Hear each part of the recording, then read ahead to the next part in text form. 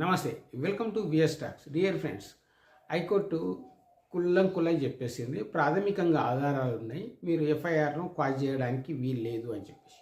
ఇది కేటీఆర్ విషయంలో ఏది 56 కోట్ల రూపాయలు ఇల్లీగల్గా ట్రాన్స్ఫర్ అయ్యాయి అనే దాని మీద అతని మీద ఒక కేసు నమోదు చేయడం జరిగింది. అప్పుడు గ్రీన్ కోవాళ్ళకి ఇచ్చాడా అది ఇది అని చెప్పేసి దాని మీద ఒక ఎఫ్ఐఆర్ నమోదు కాగానే ఎఫ్ఐఆర్ను బేస్ చేసుకొని ఎక్కడ అరెస్ట్ చేస్తారని చెప్పి ఈ అరెస్ట్ల భయాలు ఉన్నాయి కదా, ఆ భయంతో తను క్వాష్ పిటిషన్కి వెళ్ళడం జరిగింది. క్వాష్ చేయమని చెప్పడం, ఎఫ్ఐఆర్ అంత పెద్ద విషయాన్ని ఎఫ్ఐఆర్ స్టేజ్లో క్వాష్ కావడం అనేది అది దాదాపు అసాధ్యం. అది ఎందుకంటే ఏదైనా సరే లీగల్ ప్రాసెస్లోకి వెళ్ళిపోయి ట్రయల్స్ జరిగి అక్కడ దోష నిర్దోష అని తేల్చాలి. కానీ ఈ ఇనిషియల్ స్టేజ్లోనే ఎఫ్ఐఆర్ కాగానే ఎఫ్ఐఆర్ని క్వాష్ చేయమని అనడం అనేది ఈ న్యాయ వ్యవస్థ అంత తొందరగా అది కాదు, అది అన్నమాట.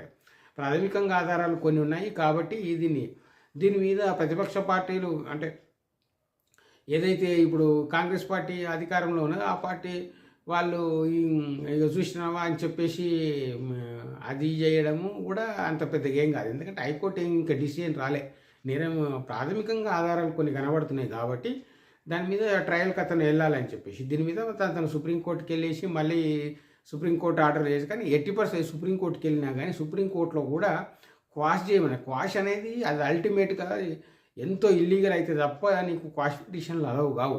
ఇక లీగల్ అడ్వైజ్ ఎలా జరుగుతుందో ఏం జరుగుతుందో మనకు తెలియదు, కానీ యాక్చువల్గా క్వాష్ పిటిషన్లను అంత తొందరగా ఏ హైకోర్టు కానీ ఏ సుప్రీంకోర్టు కానీ వాళ్ళు ఒప్పుకోరు. ఎందుకంటే లీగల్ ప్రాసెస్లో జరగని అనేది ఎఫ్ఐఆర్ నమోదైనంత మాత్రం దోషాన్ని ఎక్కడ చెప్తలేరే.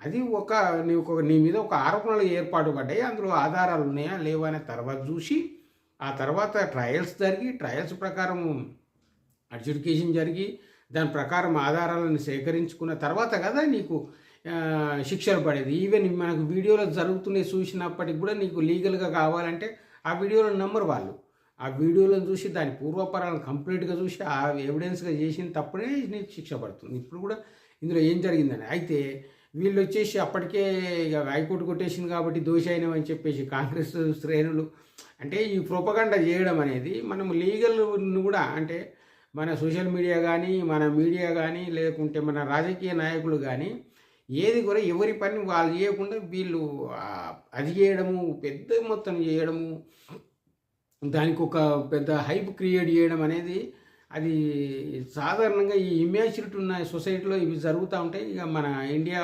సొసైటీలో కూడా అది జరుగుతుంది. కానీ నిజానికి దాన్ని కోర్టుకు వదిలేసేయాలి, ఆ బాధ్యత కోర్టు తీసుకుంటుంది. దీని గురించి పెద్ద ఇష్యూ చేయవలసిన అవసరం లేదు, కానీ అది అవుతుంది. ఇక వీళ్ళు కూడా ఈవెన్ బాధితుల తరపున ఇప్పుడు బీఆర్ఎస్ వాళ్ళు కూడా ఏముంది అందులో ఏం లేదు అని చెప్పేసి వీళ్ళు పెద్ద మీటింగ్లు పెట్టి వీళ్ళు ప్రొపగండా చేయడం, వాళ్ళు ప్రొపగండా ఒక అంత రాజకీయం చేసేది తప్ప ఆ మెచ్యూరిటీ అనేది ఏం లేదు. ఒక ప్రొసీజర్ ప్రకారము నువ్వు ఇల్లీగల్గా చేస్తున్నట్టు జరిగింది, ఒక ఎఫ్ఐఆర్ నమోదైంది, దాని మీద నువ్వు క్వాష్కి వెళ్ళావు, క్వాష్ హైకోర్టు ఒప్పుకోవు.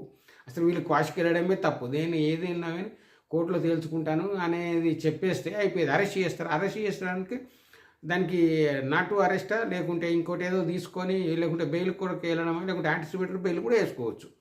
ఇలాంటివి ఏవో చేయకుండా ఈ మొత్తానికి ఏది చేస్తామనేది ఇక ఏం లీగల్ ఒపీనియన్ వాళ్ళు తీసుకొని చేస్తున్నారో తెలియదు.